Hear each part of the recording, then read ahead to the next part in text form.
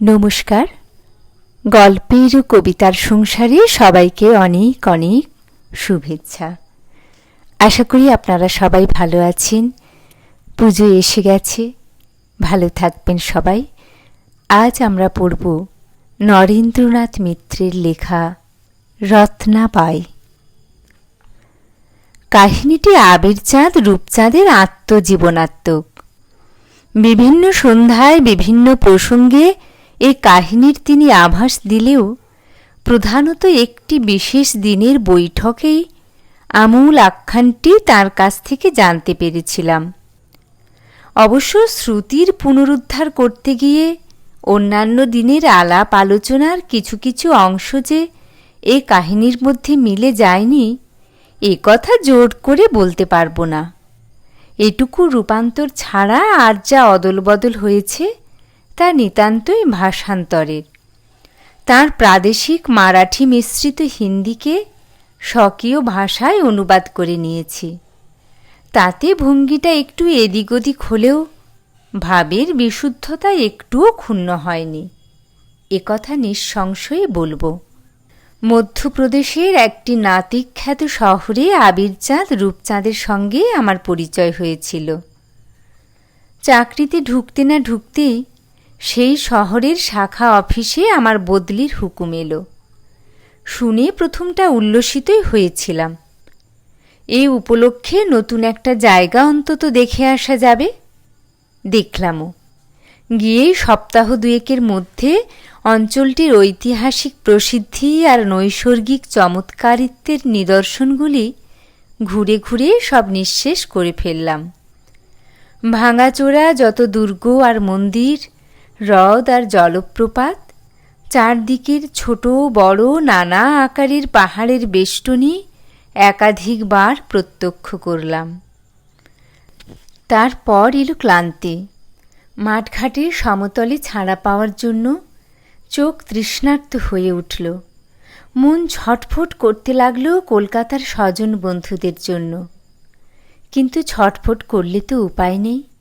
এ তো আর হাওয়া বদল নয় যে মনের মধ্যে উল্টো হাওয়া বইতে শুরু করলেই গাড়িতে উঠে বসব। এমনি যখন মনের অবস্থা, আবিরচাঁদ রূপচাঁদের সঙ্গে হঠাৎ একদিন আলাপ হয়ে গেল। আলাপ এর আগে যে কোনো একদিন হতে পারত। আমাদের অফিসের পাশেই তার বাড়ি। শুনেছিলাম শহরের অন্য দিকে তার মার্বেল পাথরের ব্যবসা আছে। এই 60 বছরের সাধারণ দর্শন পাথরের ব্যবসায়ীটি সম্বন্ধে আমার তেমন কোনো ঔৎসুক্য ছিল না। আমার সম্বন্ধে ওরও যে বিশেষ কোনো কৌতূহল ছিল আমার তেমনটাও মনে হয়নি। ঢুকতে বেরুতে প্রায়ই চোখে পড়ত বারান্দায় ইজি চেয়ারে হেলান দিয়ে তিনি সামনের পাহাড়টির দিকে তাকিয়ে আছেন। ভ্রমণে ক্লান্তি আসার পর অফিস অন্তে আমিও বই নিয়ে চেয়ার পেতে তেতলার বারান্দায় বসতে শুরু করলাম। অফিসের ওপরতলায় আমাদের বাস ও আহারের ব্যবস্থা ছিল। পরপর 3-4 দিন বোধহয় তিনি আমাকে অসময়ে চুপচাপ বসে থাকতে লক্ষ্য করেছিলেন। তারপর হঠাৎ একদিন সন্ধ্যার সময় তিনি আমাকে ডেকে জিজ্ঞাসা করলেন, বাবুজি আজকাল যে বেড়াতে বেরুচ্ছেন না? বেড়াবার এই তো সময়। বললাম, আর কোথায় বেড়াবো? বেড়াবার মতো নতুন জায়গা আর নেই, প্রায় সব দেখাশোনা হয়ে গেছে। তিনি একটু হাসলেন। জায়গার আর দোষ কি? যে বেগে ছুটছিলেন তাতে 2 সপ্তাহে গোটা পৃথিবীও বোধহয় দেখা হয়ে যায়। আর এই তো সামান্য একটা পাহাড়ি শহর। কিন্তু ওভাবে নয়, আরও ভালো করে দেখুন বাবুজি। কেবল দেশ নয়, দেশের লোকজনও দেখুন, তবে তো পুরোপুরি দেখা হবে। উপদেশটি মামুলি বৃদ্ধজনোচিত, কিন্তু বলবার ভঙ্গিটি ভালো লাগলো। হেসে বললাম, আপনার কথা মনে রাখব। আর দ্বিতীয় পর্যায়ে দেখাটা আমার বর্তমান প্রতিবেশীকে দিয়েই শুরু করবার ইচ্ছে রইল। তিনি হেসে উঠলেন, বহুত আচ্ছা, আজই আসুন না আপনি। তবে বুড়ো মানুষকে দেখতে আসা মানেই কিন্তু তার কথা শুনতে আসা বাবুজি, তা মনে রাখবেন। ক্রমে আলাপ জমে উঠল। দেখলাম তিনি মিথ্যে বলেননি, কথা তিনি একটু বেশি বলেন। তবে তার সবই রূপকথা, উপদেশ নির্দেশ নয়। ফলে ভয়ের বদলে ভক্তি এলো। রীতিমতো অনুরক্ত হয়ে উঠলাম তাঁর। সময় চমৎকার কাটতে লাগল। তিনি চা খান না, আমিও চা ছেড়ে ভাঙের শরবত ধরলাম। তারপর এ অঞ্চলের পুরনো মন্দিরগুলির নামের কিংবদন্তি প্রসঙ্গে সেদিন তাকে কথায় কথায় জিজ্ঞাসা করে বললাম, আচ্ছা, এত কথা তো বললেন শেঠজি, কিন্তু আপনার নামের ইতিহাসটুকু তো কিছুই বললেন না। আবিরচাঁদ রূপচাঁদ যেন একটু বিস্মিত ভঙ্গিতে আমার মুখের দিকে তাকালেন। নামের আবার একটা ইতিহাস কি বাবুজি? এ কি কোনো দুর্গের না মন্দিরের নাম যে কিছু একটা কিংবদন্তি থাকবে? বললাম, নেই বুঝি? নামটি কিন্তু আপনার সত্যিই চমৎকার। যৌবনে বোধহয় আপনি সুপুরুষ ছিলেন। পলকের জন্য আবিরচাঁদ রূপচাঁদের দাড়ি গোঁফ চাঁছা কুঞ্চিত রেখাসংকুল মুখে কেমন একটা ছায়া পড়ল। কিন্তু তার পরেই তিনি সহাস্যে বললেন, তোমার অনুমান সত্য নয় বাবুজি। এই 61 বছর বয়সে রূপ আমার সবে খুলতে শুরু করেছে। এই ধরনের প্রশ্ন কিন্তু তাই বলে আজ শুরু হয়নি। 37 বছর আগে আরও একজনের মুখে শুনেছিলাম। আমার নাম আর তার নামের অর্থ নিয়ে সেও উপহাস করেছিল। একটু ব্যথিত হয়ে বললাম, আমি কিন্তু আপনাকে ঠিক উপহাস করিনি শেঠজি। আবিরচাঁদ রূপচাঁদ অন্যমনস্কের মতো বললেন, তা জানি। বললাম, কিন্তু আমার মনে হচ্ছে 37 বছর আগের সেই মুখ নিশ্চয়ই খুব সুন্দর ছিল, না হলে সে মুখের কথা এতদিন ধরে আপনি মনে করে রাখতেন না। আবিরচাঁদ মৃদু হাসলেন। এবারকার অনুমান তোমার মিথ্যা হয়নি বাবুজি, তুমি ঠিকই বলেছ। সে মুখের মতো মুখ আমি জীবনে আর দেখিনি। বললাম, আপনার ভাগ্য ভালো, আপনি স্বচক্ষে দেখেছেন। আমি তো আর তেমন ভাগ্য নিয়ে আসিনি। আমাকে এ যাত্রা শুধু শুনেই সন্তুষ্ট থাকতে হবে। দোহাই আপনার, এই সোনার আনন্দটুকু থেকে আমাকে বঞ্চিত করবেন না। আবিরচাঁদ তেমনি স্মিত হাসি আমার দিকে তাকালেন। ভারী জবরদস্ত লোক তুমি বাবুজি। খুঁচে খুঁচে মানুষের গোপন কথা টেনে বার করতে তোমার জুড়ি নেই। আচ্ছা শোনো তাহলে, গোড়া থেকেই বলি। বয়স তখন আমার কম হয়নি, 24 পেরিয়ে গেছে। সে বয়সে আমাদের সমাজে তখনকার আমলে লোকে একেবারে পাকাপোক্ত সংসারী হয়ে বসত। ছেলে হতো, মেয়ে হতো, মান সম্মান ধন দৌলত তখন থেকেই দানা বাঁধতে শুরু করত। কিন্তু গোড়াতেই আমি বড় বেদারায় চলে গিয়েছিলাম বাবুজি। শুকনো কেতাবের পাতায় আমার মন বসল না, বাঁধা পড়ল না বাবার কারবারির খেরো বাঁধা খাতাতেও। সে মন কেবলই উড়ু উড়ু করতে লাগল, কেবলই চাইল ভেসে ভেসে বেড়াতে। বাবা রাগ করে বললেন, এমন অপদার্থ আমাদের বংশে আর জন্মায়নি। ও আমার বিষয় আশয় সব ছাড়খাড়ে দেবে তবে ছাড়বে। মা বললেন, তা নয়, যেমন ভাবভঙ্গি দেখছি এ ছেলে নিশ্চয়ই একদিন সন্ন্যাস নেবে। ভালো চাও তো বিয়ে দিয়ে এখনই আটকাও। বাবা শুনে শ্লেষের হাসিতে ঠোঁট বাঁকালেন। আমার তখনকার চালচলন স্বভাব চরিত্র সম্বন্ধে বাবা যতখানি জানতেন মা ততখানি বিশ্বাস করতেন না। মার কোনো দোষ ছিল না। ছেলে যতদিন কোলের মধ্যে আঁচলের তলায় থাকে ততদিনই মার তার ওপর পুরোপুরি অধিকার। তারপর আঁচলের গিঁট যেদিন খোলে হাতের মুঠিতে ছেলেকে সেদিন আর ধরা যায় না, বুদ্ধি দিয়ে ছোঁয়া যায় না তার মন। অন্ধবিশ্বাস ছাড়া তাঁর আর কি সম্বল থাকে বলো? কিন্তু বাবার শাসন, তিরস্কার আর অবিচার অত্যাচারে অতিষ্ঠ হয়ে সন্ন্যাসী হওয়ার দিকে ঝোঁক যে একসময় আমার না গিয়েছিল তা নয়। ঈশ্বরের কাছে নালিশ জানাবার জন্য জলভরা চোখে আকাশের দিকে তাকিয়েও ছিলাম, কিন্তু চোখ আমার আকাশ পর্যন্ত গিয়েও পৌঁছল না, প্রতিবেশীর বাড়ির ছাদ পর্যন্ত গিয়েই আটকে রইল। বিকালের আলোয় দেখলাম একখানি অপূর্ব সুন্দর মুখ, চোখ জুড়িয়ে গেল। অবিচারের কথা আর মনে রইল না, অভিযোগের কথা ভুলে গেলাম। তারপর থেকে বহুকাল পর্যন্ত কেবল মুখ দেখে দেখে ফিরেছি, গ্রামে গঞ্জে শহরে বন্দরে। যত দেখেছি তত দেখবার তৃষ্ণা বেড়েছে। দেশে দেশে সে মুখের আদল বদলে গেছে, বদলেছে মুখের ভাষা। কিন্তু পৃথিবীর সব দেশের ভাষাই যে সমান মধুর, তা প্রত্যেক অঞ্চলের সুন্দরী তরুণীদের মুখে না শুনলে তোমার বিশ্বাস হবে না। বিদেশিনীর সঙ্গে তার নিজের ভাষায় প্রণয়ালাপের লোভে আমি বহু দুরূহ ভাষা আয়ত্ত করবার চেষ্টা করেছি। একাধটু ঢু মেরেছিলাম তোমাদের বাংলা ভাষাতেও। কিন্তু অনেক মুখ আর অনেক ভাষার কথা এখন থাক, একখানা মুখের কথাই আজ শোনো। রত্নাবাইয়ের নাম তখন উত্তর ভারতে খুব ছড়িয়ে পড়েছে। রাজা রাজরা, নবাব বাদশার বড় বড় ঘরে তার যাতায়াত আনাগোনা। শুনলাম তার রূপের দ্যুতিতে চোখ ঝলসে যায়, কণ্ঠের সুর আর নূপুরের নিক্ষণ একবার শুনলে কান থেকে মেলাতে চায় না। লুব্ধ ভ্রমরের মতন মন উঠল চঞ্চল হয়ে। তাকে না দেখা পর্যন্ত চিত্তে শান্তি নেই। যোগাযোগ আর হয় না। খবর পেয়ে আগ্রায় যাই, শুনি দলবল নিয়ে রত্নাবাই গেছে এলাহাবাদে। সেখানে গিয়ে শুনি গেছে কলকাতায়।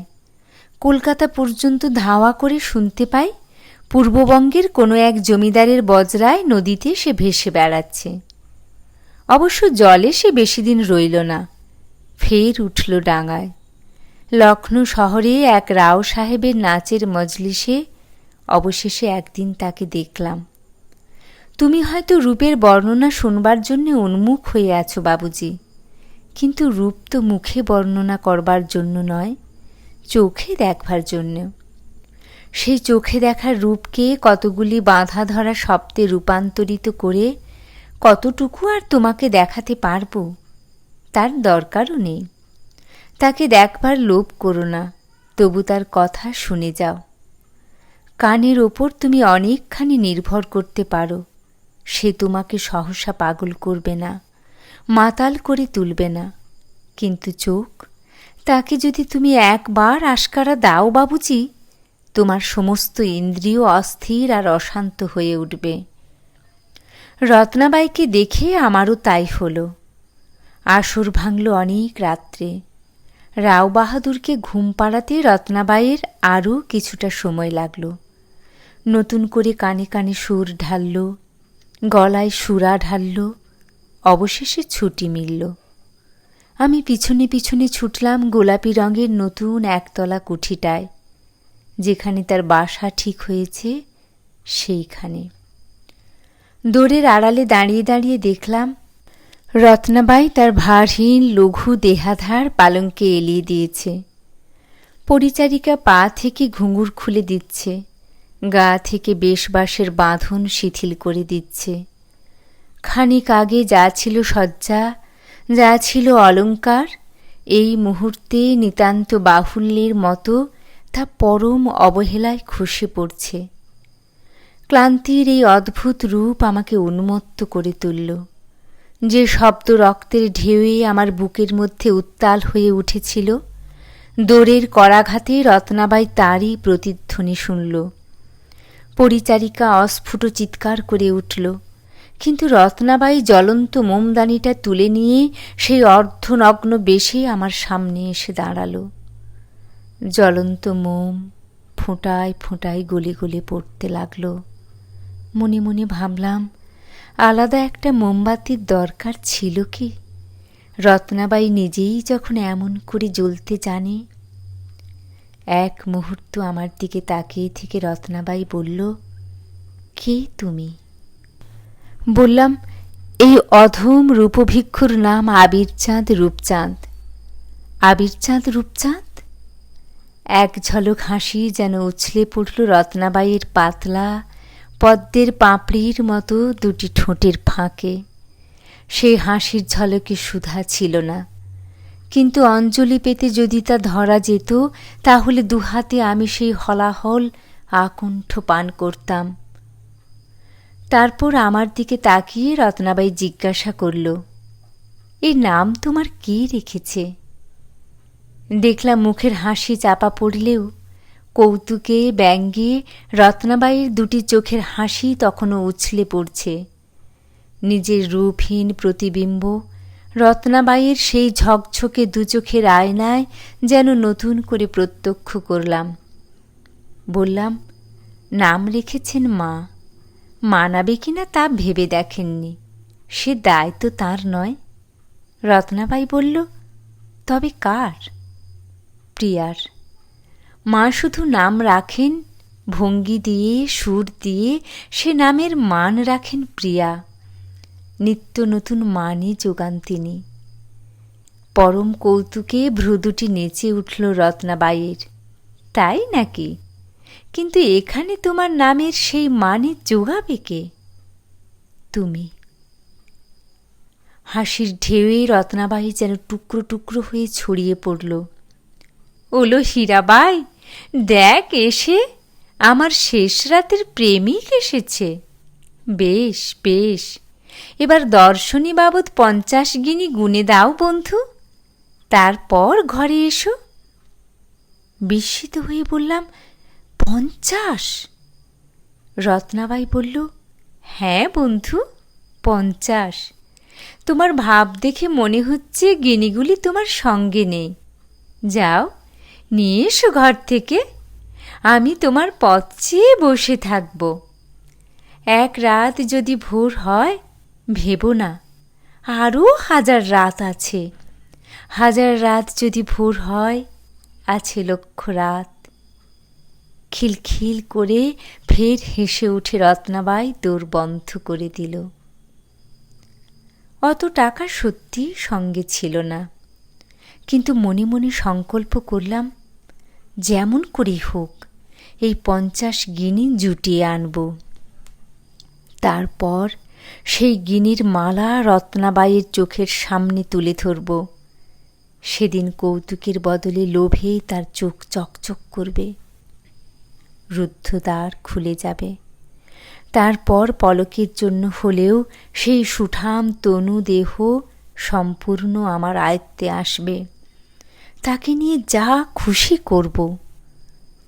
ফিরে এলাম দেশে। উপার্জনের কোনো বিদ্যা তখনও জানা ছিল না। বার কয়েক ক্যাশ বাক্স ভাঙবার পর বাবার দোকানে কি শোবার ঘরে ঢোকবার হুকুম ছিল না। তাই নিতান্ত নিরুপায় হয়েই মায়ের গয়নার বাক্স ভাঙলাম। মা জেগে উঠে আমার হাত চেপে ধরলেন। আমার হাত তার চোখের জলে ভিজে গেল। বললেন, এই গয়না যে তোর বইয়ের জন্য রেখেছি আবির। একবার যেন মুখে কথাটা আটকে গেল, কিন্তু পরক্ষণে সমস্ত সংকোচ ত্যাগ করে বললাম, তার জন্য নিচ্ছি। কিন্তু ফের লক্ষ্ণে রত্নাবাইয়ের আর দেখা পেলাম না। শুনলাম আবার সে কোথায় গাওনায় বেরিয়েছে। খুঁজতে বেরুলাম নতুন অধ্যবসায়ে, কিন্তু কিছুতেই আর দেখা মিলল না। মাসের পর মাস কাটল, ঘুরে এলো বছর। তারপর একদিন শোনা গেল রত্নাবাইয়ের আর কোনো উদ্দেশ্যেই পাওয়া যাচ্ছে না। কেউ বলল সন্ন্যাসিনী হয়ে সে গেছে হিমালয়ের দিকে। কেউ বলল বাইজি জীবনে বিতৃষ্ণা আশায় কুলবধূ সেজে ফের অজানা গাঁয়ের পাতার ঘরে ঢুকেছে, আত্মগোপন করেছে ওড়নার আড়ালে। সর্বশেষ জনশ্রুতি তার বুকে ব্যর্থ প্রণয়ী ছুরি বিঁধেছে, তাই ইহলোকে তাকে আর পাওয়া যাবে না। শূন্য হাতে ফের ঘরে ফিরলাম। রত্নাবাইয়ের দেখা না মিললেও পথে ঘাটে ছোটোখাটো মণিমুক্তার অভাব হয়নি। মায়ের গয়না তাদের বিলিয়ে দিয়ে এলাম। ভাগ্য ভালো, ঘরে কারো কাছে কৈফিয়ত দিতে হলো না। ঘরে মাকেও দেখলাম না, বাবাকেও না। শুনলাম দিন কয়েক আগে প্লেগে তাঁরা পঞ্চত্ব পেয়েছেন।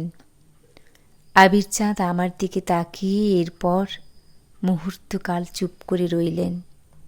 আমিও কোনো কথা বললাম না, কিন্তু পরমুহূর্তেই প্রসন্ন মৃদু হাসিটি তার মুখে ফিরে আসতে দেখে আমি স্বস্তি বোধ করলাম। তিনি আবার শুরু করলেন। অবশ্য মা বাবার মৃত্যুকে অবিশ্বাস করবার জো ছিল না। প্লেগের সেবার শহরের বহু লোক মারা গিয়েছিল। আত্মীয় স্বজনদের কেউ কেউ তাদের মৃত্যুশয্যায় উপস্থিত ছিলেন, আর আমাকে এসে সান্ত্বনাও দিয়েছিলেন যে সাধ্যমতো চিকিৎসায় তারা কেউ ত্রুটি করেননি। সুতরাং তাদের মৃত্যুশোককে বেশ স্বাভাবিকভাবেই নিতে পেরেছিলাম। কিন্তু রত্নাবাইয়ের মৃত্যু বিশ্বাস করিনি। বিশ্বাস করবার আমার সাধ্য ছিল না। আমার ছুরি ছাড়া আর কারো ছুরি তার বুকে বিঁধতে পারে এ কথা কিছুতেই আমার মনোপুত হয়নি। আমার চেয়েও বেশি ব্যর্থ প্রণয়ী তার আর কে আছে? বেশি ধার আছে কার ছুরিতে? তাই তার অনুসন্ধানে কোনো দিন আমি নিরস্ত হতে পারিনি। অবশ্য অন্য কারো মুখ দেখে তার মুখ বলে মাঝে মাঝে যে ভুল না হয়েছে তা নয়।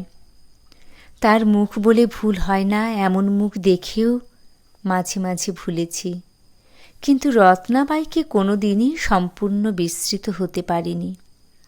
তার সেই আয়নার মতো ঝকঝকে চোখ আমার সমস্ত পৃথিবীকে আড়াল করে দাঁড়িয়েছে।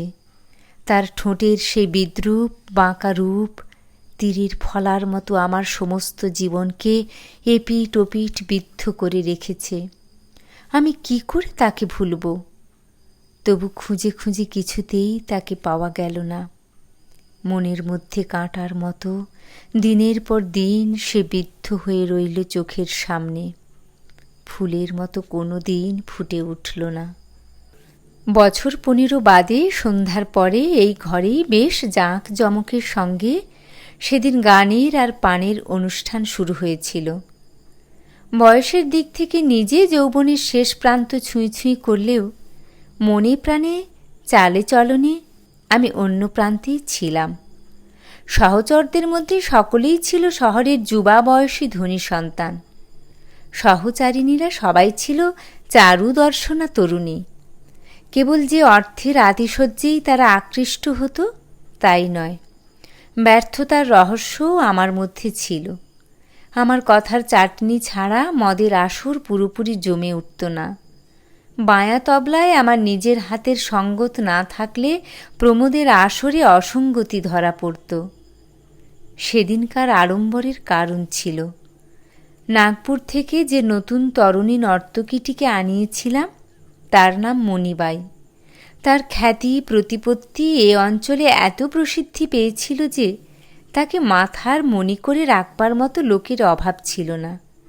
তবু যে সে এই ছোট্ট শহরে কিছুদিনের জন্য বাসা বাঁধতে রাজি হয়েছিল তা কেবল আমারই অলৌকিক কৃতিত্বে।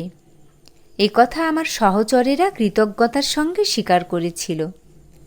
আকস্মিক পুচ্ছাহত নাগকন্যার অপরূপ একটি নৃত্যভঙ্গি শেষ করে মণিবাই ক্লান্ত দেহে বিশ্রাম করতে বসল।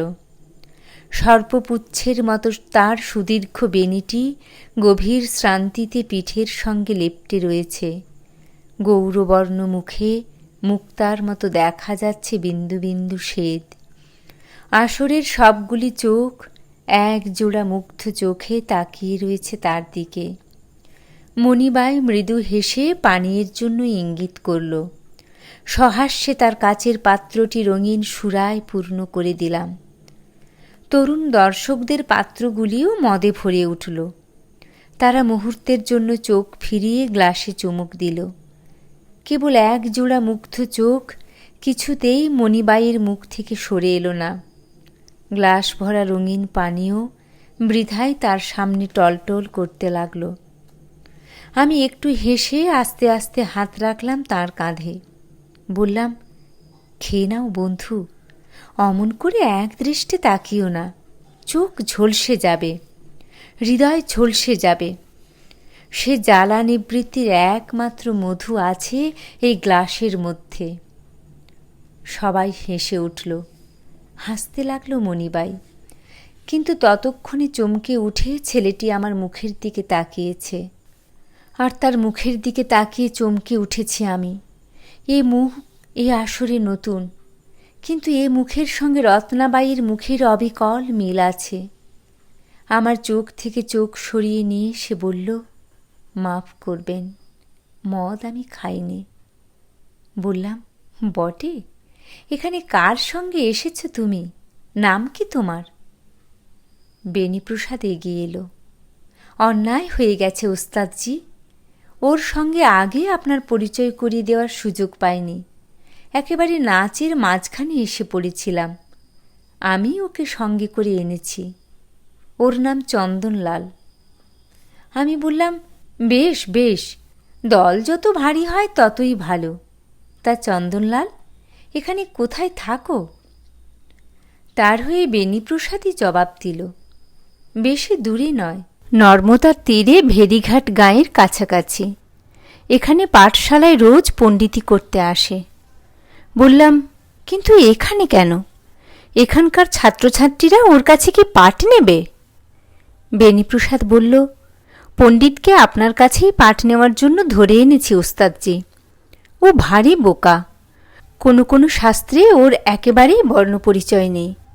বললাম, ভেবো না, বর্ণজ্ঞান ইতিমধ্যেই ওর শুরু হয়েছে দেখছি। কথার গূঢ় ইঙ্গিতে চন্দনলালের মুখ আরক্ত হয়ে উঠল।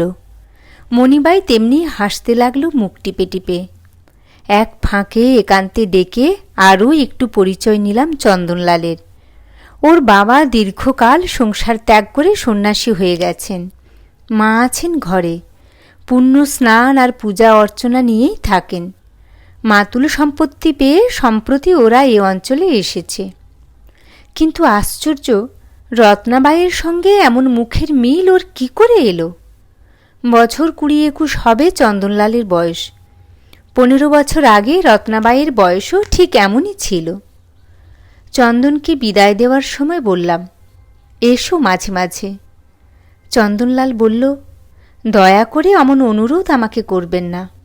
মা যদি একবার জানতে পারেন। তিনি। চন্দনলাল যেন শিউরে উঠল। তার মা জানতে পারলে যে অনর্থ ঘটবে তা যেন কল্পনাতেও আনা যায় না। চন্দনলাল বলল, তাছাড়া? বললাম, তাছাড়া কি? চন্দনলাল একটু ইতস্তত করে লজ্জিত ভঙ্গিতে বলল, আমার স্ত্রী আছে ঘরে। হেসে উঠলাম, ও তাই বলো? তাহলে তো তুমি ভাগ্যবান পুরুষ। এই বয়সে স্ত্রীরত্ন লাভ করে বসেছ। 40 বছরেও যা আমি পেরে উঠিনি। কিন্তু ঘরে নিষ্ঠাবতী মা আর সাধ্যী স্ত্রী থাকা সত্ত্বেও মণিবাইয়ের নাচের আসরে চন্দনলালকে তার পরের দিনও দেখা গেল। মনে মনে হাসলাম। মণিবাইয়ের কিঙ্কিণীর ধ্বনিতে তাহলে এর মধ্যেই চন্দনলালের 2 কান ভরে উঠেছে। মায়ের উপদেশ আর স্ত্রীর অনুরোধ শুনতে হলে এখন তার 3য় কর্ণের দরকার। মদের পেয়ালা চন্দনলাল আজও স্পর্শ করল না, কিন্তু মণিবাইয়ের দিকে তেমনি মুগ্ধ হয়ে তাকিয়ে রইল। নাচের ফাঁকে ফাঁকে মণিবাইও তার দিকে তাকাতে ভুলল না। বুঝতে পারলাম তার সুদীর্ঘ সর্পিল বেণী চন্দনলালকে পাকে পাকে জড়িয়েছে। পরিত্রাণের আর পথ নেই। আসর ভাঙলে চন্দনলালকে বললাম, চলো তোমাকে এগিয়ে দিয়ে আসি। চন্দনলাল বলল, দরকার নেই, আমি একাই যেতে পারবো। হেসে উঠলাম। অত আত্মপ্রত্যয় ভালো নয়। চেনা পথ একবার ভুললে ফের তা চিনে পাওয়া শক্ত। চন্দনলাল হঠাৎ তীক্ষ্ণ দৃষ্টিতে আমার দিকে তাকিয়ে কঠিন সুরে জবাব দিল, কিন্তু পথ ভোলাবার বিদ্যাই আপনি জানেন, পথ চেনাবার সাধ্য আপনার নেই। পথভ্রষ্ট তরুণ তরুণীদের এ ধরনের গালাগাল প্রায়ই আমাকে সহ্য করতে হয়, কিন্তু আমার তা গায়ে লাগে না। জানি মনে মনে এ পথের আকর্ষণ দুর্নিবার বলে যারা টের পায় তাদেরই মুখে কটূক্তি বর্ষণের শেষ থাকে না। হেসে বললাম, তা হবে, তাহলে তুমিই চিনিয়ে নিয়ে চলো, তোমাদের বাড়িটাই না হয় একবার দেখে আসি। চন্দনলাল রূঢ় কণ্ঠে বলল, আমি কি এতই নির্লজ্জ যে আপনার মতো সঙ্গীকে মার সামনে নিয়ে উপস্থিত করব? বললাম, আচ্ছা তাহলে থাক, তুমিই এসো মাঝে মাঝে, তাতে বোধহয় লজ্জায় অতখানি বাঁধবে না। চন্দনলাল নরম হয়ে বলল, আমাকে ক্ষমা করবেন, অত্যন্ত অভদ্রতা করছি, কিন্তু আমার মা। বললাম, সেজন্য অত না ভাবলেও পারতে, গায়ে এমন করে নামাবলি জড়িয়ে যেতাম যে তোমার মা কিছুতেই চিনতে পারতেন না। পরের দিন চন্দনের বাড়ি খুঁজে বেরোলাম। বাড়ি চিনতে কষ্ট হলো না, কিন্তু শুনলাম বাড়িতে কেউ নেই। চন্দন শহরে গেছে, স্ত্রী গেছে বাপের বাড়ি, মা নর্মদায় স্নান সেরে শিব মন্দিরে পুজো দিয়ে ফিরবে। পাহাড়ের উপর জঙ্গলের মধ্যে পোড়ো শিব মন্দির। গিয়ে দেখলাম গলায় আঁচল দিয়ে সাষ্টাঙ্গে কে একটি নারী সিঁদুর মাখা বিগ্রহকে প্রণাম করছে। ভিজে চুলের রাশে তার দেহ সামান্যই দেখা যায়। তবু আমার মনে হলো আমি ঠিক চিনেছি, ভুল করিনি। প্রণাম সেরে একটু পরেই সে উঠে দাঁড়ালো। শ্বেত পাথরের রেকাবি তুলে নিল হাতে। ফুল বেলপাতা সবই দেবতাকে নিবেদন করা হয়েছে। খানিকটা রক্তচন্দন কেবল লেগে রয়েছে রেকাবিতে। মন্দির থেকে বেরিয়ে পাথরের সিঁড়ির প্রথম ধাপে পা দিতেই সে আমাকে সামনে দেখতে পেল। কে আপনি? এখানে কি চান? এ সেই রত্নাবাই, কোনো সংশয় নেই তাতে। চোখের সেই মদির উচ্ছলতা আর নেই। ঠোঁটের কোণে বাঁকা বিদ্রূপ তার অন্তর্হিত হয়েছে, কিন্তু তার সেই পদ্মের পাপড়ির মতো রং আজও ম্লান হয়নি। তবু দেহের কোথাও এতটুকু মাত্র বিকৃত হয়নি। কঠিন তপশ্চর্চায় জরাকে সে বহু দূরে ঠেকিয়ে রেখেছে, যৌবনকে বেঁধে রেখেছে সংযমের বাঁধনে। আজও সেদিনের মতোই আত্মপরিচয় দিলাম। আমার নাম আবিরচাঁদ রূপচাঁদ। নাম শুনে সেদিনের মতো রত্নাবাই আজ আর হাসির টুকরোই ছড়িয়ে পড়ল না, উপহাসে তার চোখ উচ্ছল হল না। কিন্তু সেই শান্ত বিষণ্ণ সুন্দর দুটি চোখ হঠাৎ এক বিজাতীয় ঘৃণায় যেন আবিল হয়ে উঠল। কণ্ঠের মৃদুতায় কঠিন তিরস্কার ঢাকা পড়ল না। বললাম, কিন্তু এছাড়াও আমার আরেকটু পূর্বপরিচয় আছে। রত্নাবাই বলল, পূর্বপরিচয়? সে আবার কি? বললাম, 50 গিনির অভাবে তোমার দৌড় একদিন আমার মুখের সামনে বন্ধ হয়ে গিয়েছিল রত্নাবাই। তবে ভরসা দিয়েছিলে যদি দর্শনী সংগ্রহ করতে পারি, 1000 রাত 1,00,000 রাত ধরে তুমি আমার জন্য নাকি প্রতীক্ষা করবে। সেই 50 গিনির দর্শনী আজ আমি নিয়ে এসেছি রত্নাবাই। তোমার দৌড় এবার খোলো, প্রতিজ্ঞা রাখো। এক অনৈসর্গিক ভয়ে রত্নাবাইয়ের সর্বাঙ্গ যেন থরথর করে কেঁপে উঠল। আপনি ভুল করছেন, আমার নাম রমাবতী, আমি চন্দনের মা। আপনি আমাকে চিনতে পারেননি। রত্নাবাইয়ের গলা কাঁপতে লাগল। হেসে বললাম, বরং তুমিই আমাকে চিনতে পারোনি রত্নাবাই। আমি তোমাকে কেবল নিজেই চিনেছি তা নয়, আরও অনেককে চিনিয়ে দেওয়ার ভার নিয়েছি। সেই অনেকের মধ্যে চন্দনও থাকবে। তবে তোমার সম্মতি না পেলে হঠাৎ আমি কাজে নামব না। তুমি যদি প্রতিজ্ঞা রাখো, আমিও রাখব। রত্নাবাই বলল, এত হীন তুমি, এত জঘন্য, তুমি কি চাও? বললাম, সেদিনও যা চেয়েছিলাম আমি আজও তাই চাই। আমি ভিক্ষু রত্নাবাই। রত্নাবাই কাঁপতে কাঁপতে ফের মন্দিরে ঢুকল। দূর হও, দূর হও এখান থেকে। তারপর সেদিনের মতোই আর একবার সশব্দে দোর বন্ধ করে দিল রত্নাবাই। বললাম, ভুল করলে রত্না, দোর তোমাকে খুলতেই হবে, কারণ 50 গিনির চেয়ে এবার কিছু বেশি দর্শনই আমার হাতে এসেছে। বাড়ি গিয়ে মণিবাইকে আরও মাস কয়েকের টাকা আগাম দিলাম, আর বেণীপ্রসাদকে বলে দিলাম চন্দনকে খবর দিতে। শুনলাম রত্নাবাইও তোড়জোড় কম করেনি। পুত্রবধূ তারাবতীকে পরদিনই বাপের বাড়ি থেকে আনিয়েছে। কড়া পাহারা বসিয়েছে ছেলের চারদিকে। শিব মন্দিরে পূজা অর্চনার পরিমাণ বেড়ে গেছে, বেড়েছে রত্নাবাইয়ের উপবাস আর মন্ত্রজপের সংখ্যা। কিন্তু রত্নাবাইয়ের সমস্ত আধ্যাত্মিক সাধনা আমার কাছে হার মানল। দিন কয়েক বাদে দেবীপ্রসাদের সঙ্গে ফের এলো চন্দনলাল। মণিবাই তাকে নির্জন কক্ষে অভ্যর্থনা করল। খবর পেলাম মদ সেদিনও চন্দন ছোঁয়নি, তবে মণিবাইয়ের অধর মদিরা নাকি অবশ্যই পান করেছে। খবর দেওয়ার জন্য নিজেই গেলাম রত্নাবাইয়ের খোঁজে, কিন্তু ঘরের কাছে যেতে না যেতেই নূপুরের ধ্বনি কানে এলো। অবাকই হলাম, এ তো আমার বাড়ি নয়, তপস্বিনী রমাবতীর গৃহাঙ্গন। এখানে নূপুর বাজে কার? পা টিপে টিপে বেড়ার পাশে গিয়ে দাঁড়ালাম। এমন দৃশ্য আমিও কল্পনা করিনি। ফের নাচের আসর বসেছে রত্নাবাইয়ের ঘরে, কিন্তু আজ সে নিজে নাচছে না, নাচ শিখাচ্ছে পুত্রবধূকে। তারাবতী বিস্মিত চোখে একবার শাশুড়ির দিকে তাকাচ্ছে, তারপর ধমক খেয়ে আড়ষ্ট ভঙ্গিতে ফের নূপুর বাঁধা পা ফেলছে মাটিতে। রত্নাবাই অসন্তুষ্ট ভঙ্গিতে মাথা নাড়ছে। হতভাগী, আরও মন দিয়ে শেখো, আরও যত্ন নাও। স্ত্রীর সেবা যে মূর্খ চাইল না, নূপুর পরা পা তুলে দাও তার কোলে, দেখো তাতে সে ভোলে কিনা। আশ্বস্ত হয়ে ফিরে এলাম ঘরে। শিব ফেলে রত্নাবাই তাহলে এবার অশিবের চরণ নিয়েছে, আমার পালা তাহলে এসেছে। এখন যে কোনো দিন রত্নাবাই এসে ঘরে ঢুকলেই হলো। মণিবাইকে বকশিস দিয়ে বললাম, তোমার কাজ শেষ, আর তোমাকে বেঁধে রাখতে চাই না। মণিবাই অপূর্ব ভ্রুভঙ্গি করে বলল, কিন্তু আমি যে বাধা পড়েছি। হেসে বললাম, সে তো আমার টাকায় আর চন্দনের রূপে। কিন্তু নেওয়ার সময় কেবলই টাকাই মণিবাই দুহাতে কুড়িয়ে নিল, চন্দনকে সঙ্গে নিল না। এতদিনে আমার উপদেশ চন্দনের মনে পড়ল।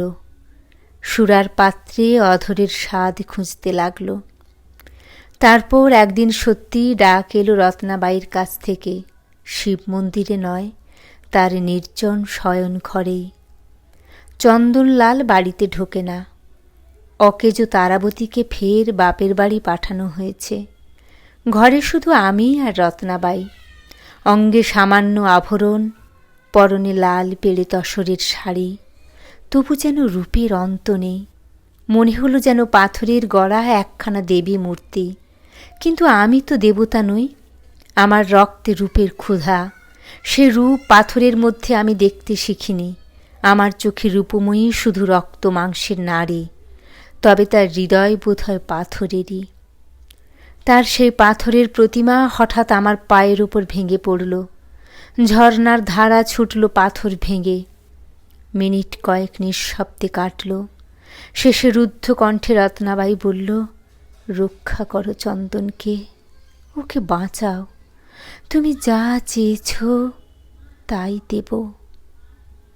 আমি মুহূর্তকাল চুপ করে থেকে হঠাৎ বললাম, আচ্ছা, সত্যিই কি 15 বছর আগে কেউ তোমার বুকে ছুরি বিঁধেছিল? রত্নাবাই প্রথমে বিস্মিত হয়ে আমার দিকে তাকালো, তারপর ম্লান এক টুকরো হাসি হেসে তার সুন্দর দুটি ঠোঁটে আভাস ফেলতে না ফেলতেই মিলিয়ে গেল। রত্নাবাই বলল, 15 নয়, এই 21 বছর। আজ মনে হচ্ছে বিষাক্ত ছুরিই বটে, কিন্তু সেদিন তা মনে হয়নি। সেদিন চন্দনকে পেয়ে হৃদয় আমার জুড়িয়ে গিয়েছিল। মনে হয়েছিল অমৃত ভরা চাঁদ ধরেছি বুকে। কিন্তু চাঁদকে রত্নাবাই বেশি দিন বুকের মধ্যে ধরে রাখতে পারেনি। অনেক কষ্টে রাহুর গ্রাস থেকে রক্ষা করে তাকে দূর সম্পর্কীয় এক বোনের হাতে পৌঁছে দিয়েছিল। চন্দনের বয়স যখন বছর 5, হঠাৎ একদিন সেই বোনের কাছ থেকে খবর এলো কঠিন রোগে চন্দনের বাঁচার আশা আর নেই। রত্না যেন তাকে শেষ দেখা দেখে আসে। ছেলের চিকিৎসায় প্রায় সমস্ত সঞ্চয় ব্যয় করল রত্নাবাই, তবু তার প্রাণের আশা দেখা দিল না। দিনের পর দিন অনাহারে মাথা কুটল রত্নাবাই শিব মন্দিরে। প্রতিজ্ঞা করল ছেলে যদি বাঁচে আর সে ব্যবসায় নামবে না। সত্যের পথে, ধর্মের পথে ছেলেকে সে মানুষ করে তুলবে। পরদিন শহর থেকে সবচেয়ে বড় ডাক্তার এসে বললেন, ভয় নেই, এতদিন ভুল চিকিৎসা হয়েছিল। চন্দন বেঁচে উঠল, কিন্তু রত্নাবাই আর ভুল করল না। দেব মন্দিরের সেই প্রতিশ্রুতি রত্না ভাঙল না। ছেলের কল্যাণের জন্যই সে পালন করল। শুধু তার মুখের দিকে চেয়ে এতদিনের খ্যাতি আর ঐশ্বর্যের পথ ছাড়ল। ছেলেকে নিয়ে অখ্যাত এক পাহাড়ি গাঁয়ে ঘর বাঁধল। তবু একদিন কপাল ভাঙল। চন্দনের উচ্ছৃঙ্খল রক্তের মধ্যে প্রমত্তা রত্নাবাইয়ের যৌবনের সেই চঞ্চল নূপুরের ধ্বনি শোনা গেল। উপকথার মতো রত্নাবাইয়ের বিগত 15-16 বছরের ইতিবৃত্ত শুনে গেলাম। তারপর রত্নাবাই আবার আমার মুখের দিকে তাকালো। তোমার যা দাবি আছে নাও, কিন্তু চন্দনকে ফিরিয়ে দাও, ওকে রক্ষা করো। রত্নাবাইয়ের চোখের কোলে মুক্তার মতো ফের 2 বিন্দু অশ্রু টলটল করে উঠল। ইচ্ছা হলো চুম্বনে চুম্বনে সেই অশ্রুর বিন্দু দুটি মুছে দিই, কিন্তু পরক্ষণেই সংযত করলাম নিজেকে। শুধু চুম্বনে কি এই অতল অশ্রুর সিন্ধু শুকাবে? বললাম, আচ্ছা, আজ যাই রত্নাবাই, তোমার উপযুক্ত দর্শনী নিয়ে আরেকদিন আসব। আবিরচাঁদ রূপচাঁদ থামলেন। তারপর চোখ ফিরিয়ে সেই ধূসর পাহাড়টির দিকে তাকিয়ে রইলেন চুপ করে। আমার অস্তিত্বের কথা যেন তিনি সম্পূর্ণ ভুলে গেছেন। কিছুক্ষণ আমি চুপ করে রইলাম। তারপর হঠাৎ জিজ্ঞাসা করলাম, শেষে কি হলো? দর্শনীকে শেঠজি শেষ পর্যন্ত সংগ্রহ করেছিলেন? আবিরচাঁদ রূপচাঁদ আমার দিকে তাকিয়ে একটু হাসলেন। অত কি সহজ বাবুজি? এ তো কেবল একটি বাইজির 50 কিনির দর্শনী নয়।